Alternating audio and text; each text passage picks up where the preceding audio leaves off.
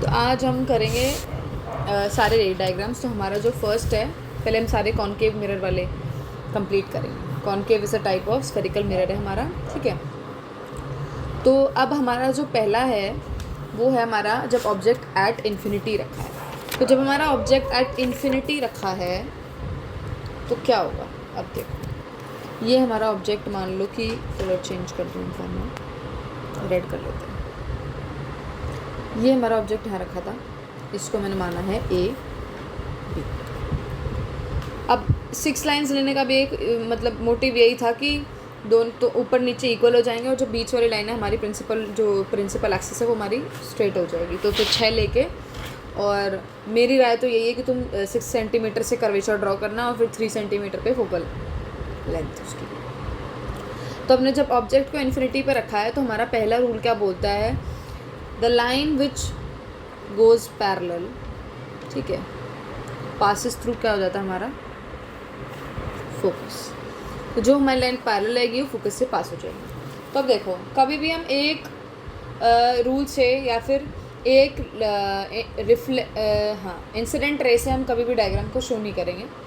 हमें कम से कम 2 या 3 लाइंस दिखानी पड़ेंगी। तो दूसरी हम क्या ले लेंगे, again same rule, first rule को ही फॉलो करेंगे हम। जो नीचे से इंसिडेंट आएगी, द रे विच गोज़ पैरेलल पासिस थ्रू हमारा फोकस। और एरो की नोटेशन बहुत ज़्यादा ज़रूरी है। बिना एरो में फिजिक्स के इस वाले चैप्टर में तो बिल्कुल भी मार्क्स नहीं मिलेंगे, ठीक है। तो क्या था, जो हमारी रे पैरेलल गई वो फोकस से पास आउट हो गई, और फिर सेकंड रूल भी हम सेकंड जो हमने इंसिडेंट रे बनाई है वो भी हमने सेम फॉलो करा। तो जब अब ये पैरेलल गई तो हमारा इमेज जो बनी, हमारी जो इमेज बनी है वो कहाँ पर बनी है, हमारी एट एफ, इमेज फॉर्मेशन हमारी हुई है हमारा एट फोकस, ठीक है। अब देखो, ये साइज इमेज का यहाँ पर तो बहुत ज़्यादा बड़ा है, और यहाँ पर जो हमारी फाइनल इमेज बनी है वो क्या है, highly diminished and pointed size. Highly diminished का मतलब होता है बहुत ज़्यादा छोटी, और हमारा क्या है, पॉइंट साइज, ठीक है। नेक्स्ट हमारा ये बन रही है रियल और इन्वर्टेड। तो ये हो गया हमारा फर्स्ट रे डायग्राम। अब सेकंड जो हमारा रे डायग्राम है उसमें जो हमारा ऑब्जेक्ट है वो रखा है हमारा बियॉन्ड सी पे। तो अब हम यहाँ पे ले लेते हैं बियॉन्ड सी। अब बियॉन्ड सी जब हम लेंगे तो पहले मार्क करेंगे सी, हम मार्क करेंगे एफ मिडल पे, अगेन हम मार्क करेंगे पोल, फिर हम इसके पीछे का पार्ट शो करेंगे इसमें, ठीक है। ये हमने ड्रॉ, इसको मैं थोड़ा एक्सटेंड कर लेती हूँ, जो हमारी प्रिंसिपल एक्सिस है, ठीक है। अब मान लो कि जो ऑब्जेक्ट है मैंने रखा है वो एट बियॉन्ड सी, ये केस है हमारा बियॉन्ड सी का।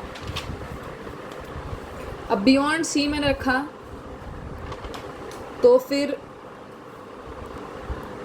Same rule, the line which goes parallel passes through focus, ठीक है। और यहाँ पर हम इसमें ले रहे हैं नेक्स्ट जो हमारा सी वाला रूल है, मतलब कि जब सी से पास होगा तो फिर सी से ही वापस चली जाएगी। अब मेरे को लग रहा है कि इसको थोड़ा पीछे कर लेते हैं हम, क्योंकि फिर डायग्राम थोड़ा अजीब लगेगा। तुम जब स्केल से करोगे तो ईजी हो जाएगा ड्रॉ करना स्क्रीन पे थोड़ी। इसको मैं थोड़ा और बियॉन्ड कर देती हूँ, ये मान लो कि हाँ था, ठीक है। अब जब मैं यहाँ से इसको सी से लेके जाऊँगी, सी से हम लेके गए, इसको थोड़ा एक्सटेंड कर लेते हैं, तो ये सी से ही आके फिर वापस चली जाएगी, सी से ही आके और फिर ये वापस चली जाएगी, और ये हमारी गई है पैरेलल और ये पास करी हमारी फोकस, ठीक है। यहाँ पे हमारी ये इमेज।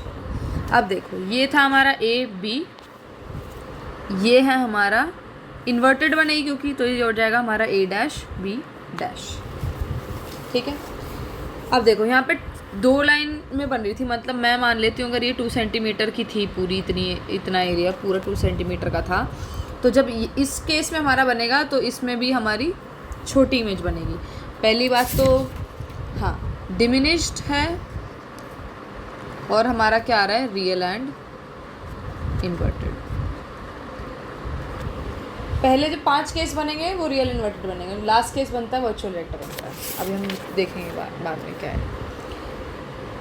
इमेज फॉर्मेशन कहाँ हुई है हमारी, बिटवीन सी एंड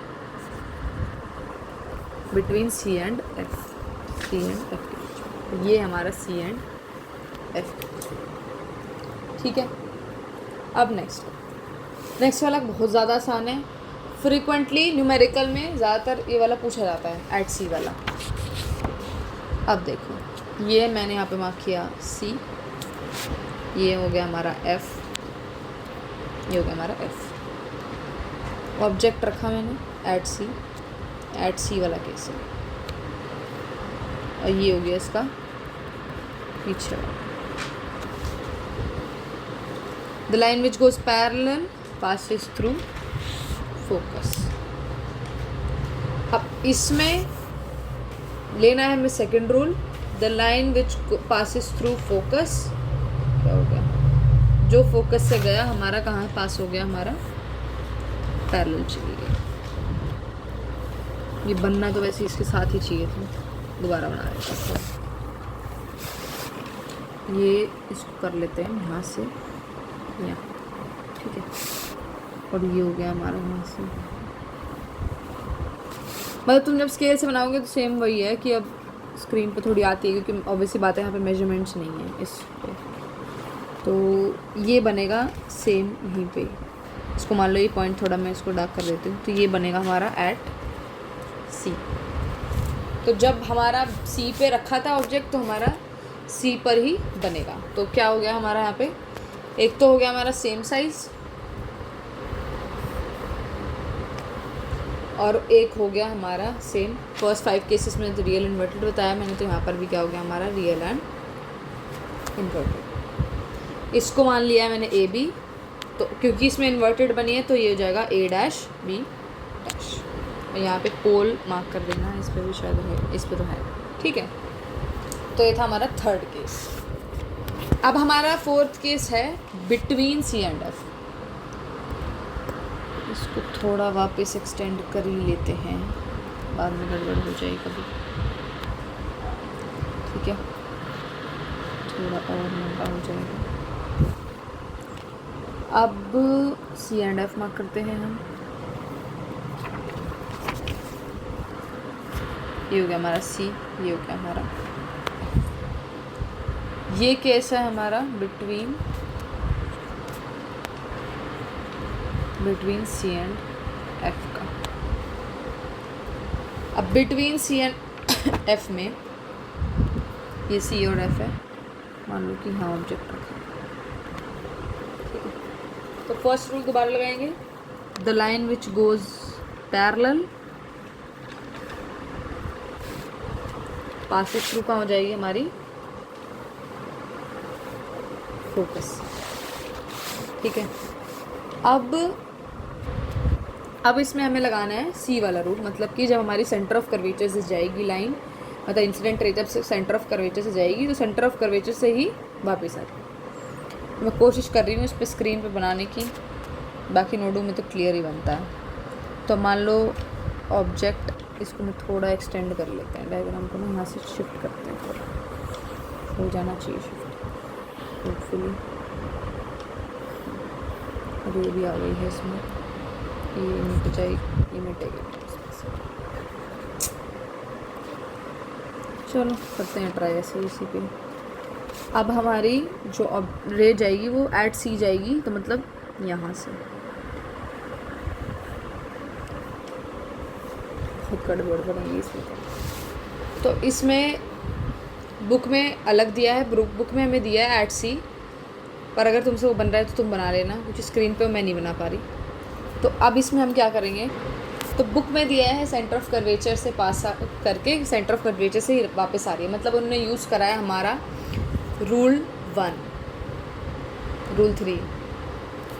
अब हम इसमें लगाएंगे रूल 1 और 2। तो हमने पहला रूल लगाया इसमें कि लाइन हमारी पैरेलल गई और फिर फोकस से पास हो। अब इसमें हम लगा रहे हैं सेकंड रूल, जिसमें हम क्या करेंगे, एफ से पास कराएंगे इंसिडेंट रे को और फिर उसको हम भेज देंगे पैरेलल। ठीक है, तो अब जब हमने ऑब्जेक्ट को रखा है ए बी, तो line which goes parallel passes through focus, ये हो गया, और फिर जो हमारी लाइन जो फोकस से पास करेगी वो पैरेलल चली जाएगी। तो अब हमारा जो ऑब्जेक्ट है वो यहाँ बनेगा, ये बनेगा again real and inverted, a dash b dash. इसमें एरोज रह गई, मार्क कर देती हूँ मैं। हाँ, पैरेलल गई फोकस से आई, पैरेलल गई फोकस से आई। ठीक है, अब रियल एंड इन्वर्टेड हो रहा है। इमेज कहाँ बनी हमारी, बियॉन्ड सी, रियल इन्वर्टेड, और ये बनेगी हमारी एन लास्ट।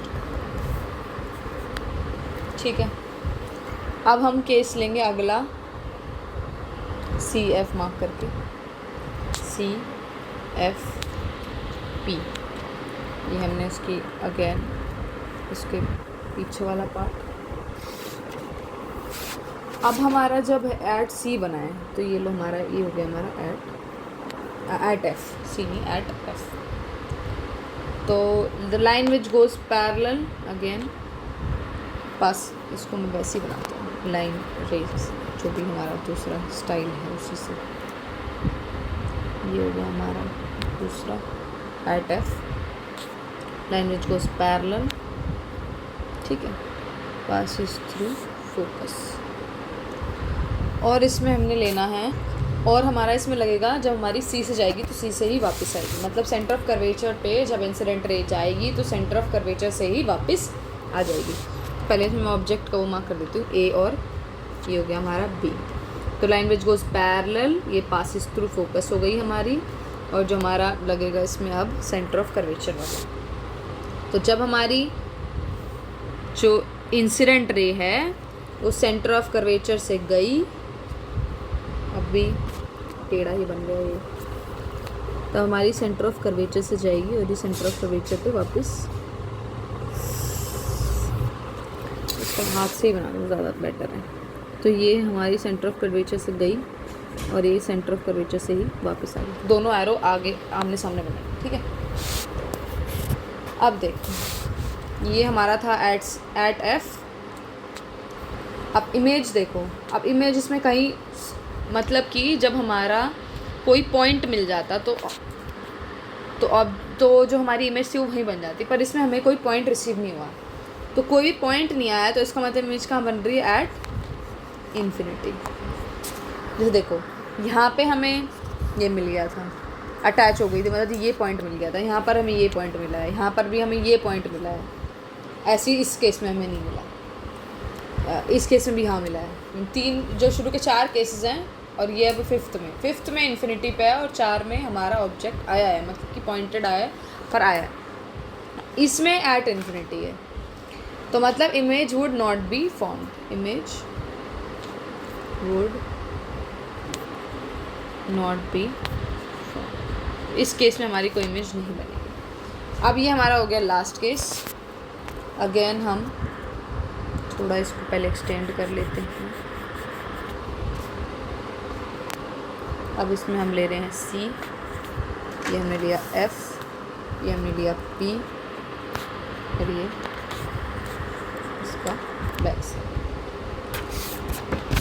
अब इसमें हमने रखना है बिटवीन पी एंड एफ, मतलब पोल और फोकस के बीच में बात हो रही है, मतलब हमें यहाँ कहीं रखना है।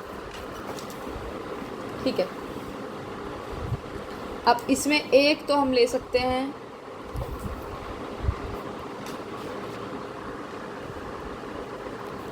जब हमारी जो इंसिडेंट रे है, जो हमारा लास्ट रूल था, मतलब कि इंसिडेंट एंगल और रिफ्लेक्टेड एंगल जहाँ पे बराबर बन रहे हैं, तो हम यहाँ क्या करेंगे, सीधा पोल पे इंसिडेंट रे को टकराएंगे, और ये क्योंकि बराबर आएगी तो ये ऐसे आ जाएगी। ठीक है, तो अब इसको मार्क करेंगे हम पहले आई और एफ, ये हो गया हमारा आई, ये हो गया हमारा एंगल ऑफ रिफ्लेक्शन।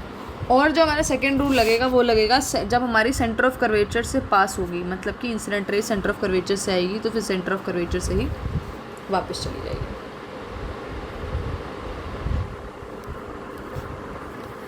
तो अब देखो, अब इसमें हमें करना है एक्सटेंड, क्योंकि हमें पॉइंट रिसीव नहीं हुआ तो ये आगे इसको खींच देंगे और हम इसको भी खींच देंगे, शीट से बाहर ना निकल जाए हमारा ऑब्जेक्ट इमेज।